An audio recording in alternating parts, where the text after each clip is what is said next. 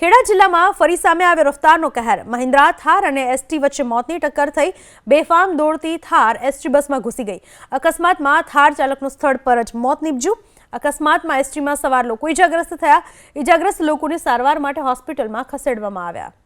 થાર ચાલકે બેફામ સ્પીડમાં કાર ચલાવી અને થાર સીધી બસની પાછળ ઘૂસી ગઈ। એસટી અને થાર વચ્ચે મોતની ટક્કર થઈ। એસટીમાં બેસેલા કેટલાક મુસાફરો પણ ઇજાગ્રસ્ત થયા। જ્યારે થાર ચાલકની જો વાત કરવામાં આવે તો એસટીમાં થાર ઘૂસ્યા બાદ થાર ચાલકનું ઘટના સ્થળ પર જ મોત નીપજ્યું છે। સુરેન્દ્રનગરના સાયલામાં ફરી સામે આવ્યો ડમ્પરનો કહેર। સાયલામાં ડમ્પર ચાલકે સ્કૂલ વાનને ટક્કર મારી। અકસ્માતમાં 13 વર્ષીય વિદ્યાર્થી રોહિત વચકાણીનું મોત। અકસ્માતમાં 10થી વધુ વિદ્યાર્થીઓ ઇજાગ્રસ્ત થયા।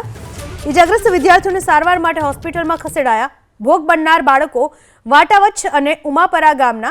અકસ્માત બાદ સ્થળ પરથી ટ્રક ચાલક ફરાર થઈ ગયો। શાળાથી ઘરે પરત ફરતા સમયે બાળકોને નડ્યો અકસ્માત। સ્કૂલ વાનને અકસ્માતમાં નડ્યો, જેમાં એક માસૂમ વિદ્યાર્થીનું મોત નીપજ્યું છે। 10થી વધુ વિદ્યાર્થીઓ ઇજાગ્રસ્ત થયા છે, જેમને સારવાર અર્થે હોસ્પિટલમાં ખસેડવામાં આવ્યા। ડમ્પર ચાલકે સ્કૂલ વાનને ટક્કર મારતા આ પ્રકારની ઘટના બનવા પામી છે।